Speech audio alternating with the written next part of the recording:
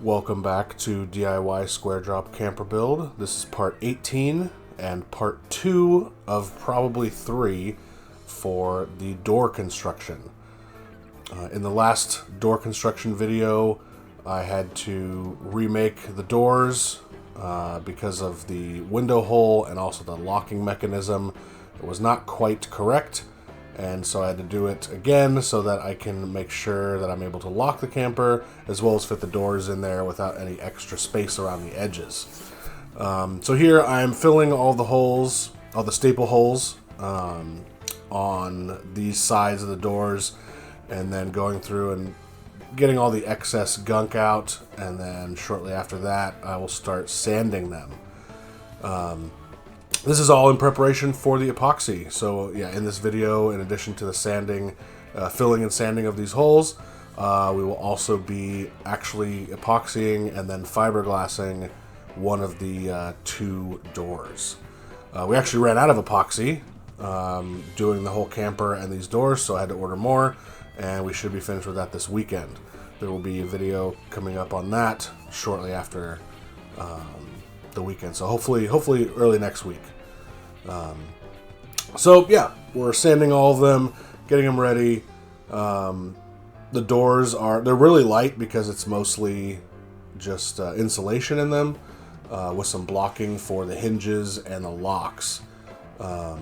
So I mean, I'm trying to keep the overall weight of the camper pretty light. I don't think, I mean, my wife, we might be getting a Subaru, another Subaru, a newer one, and if it includes the tow package, I want it to be able to carry this camper, but we'll see. Maybe that's just wishful thinking. So here I am. We did this through on the entire camper. We blew off all the dust and then used a heat gun because it's pretty humid here. We're near the ocean, so I used a heat gun to get all of the moisture, or as much of the moisture out as possible, before actually laying down that first layer of epoxy. And it was my birthday earlier this week, and these tables had these underlined plastic tablecloths on them, and I left them on there because I was like, oh, these would be perfect to use for epoxying on top of when I'm at that step, and here we are. So once it's all heated, my buddy that came over to help, you'll see him in the video later, he had suggested to do 2 layers of epoxy. The first one really to penetrate the wood, the second one to build up an extra layer on top of that, then lay the fiberglass down, then lay another layer of epoxy on top of that, and then do a final coat. And that'll make it a very glass finish on top, which is why we ran out of epoxy, because I thought we were just going to do a layer underneath and then a fiberglass layer, and then maybe one more on top of that, but instead we did, several layers. This is actually the second day, which is why I'm doing it on my own. The first day we did the entire camper, the 2 layers, and then 1 layer of fiberglass just on the roof, which will be in an upcoming video. But for this video, this is like day 2, which is why I'm comfortable doing it myself. Here's me starting to lay down the epoxy. It's really helpful to have 2 people when you're doing this, because you can have somebody mixing for 2 minutes while you're applying. The first day went by, we did so much because I was just his helper, getting him tools, helping him in any way that I can, as well as, mixing each little cup. If you mix too much at one time, it's going to start solidifying and heating up. So that's why you kind of have to do it in small batches. You can't just do it like paint, where you just pour it in a thing and roll it until you're done. But yeah, this is honestly, it was a lot easier than I was led to believe.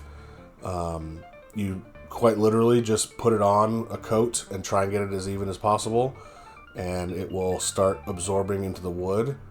And it's really easy. I did 2 layers like this, and then we began to do the fiberglass.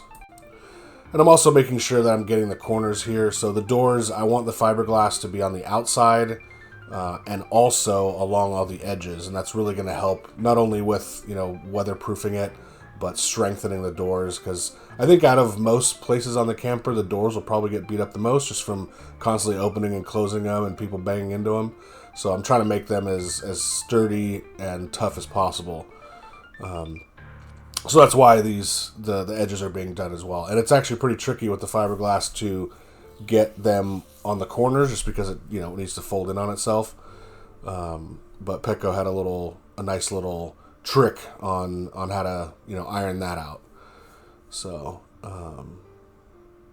yeah, and then the fiberglass I got it's a 6-ounce cloth, which is completely overkill. You do not need anything that serious. I just couldn't find any 2 or 4 ounce cloth in the size that I wanted. I wanted it 5 feet long, so that I didn't have to use multiple strips on the roof and on the sides.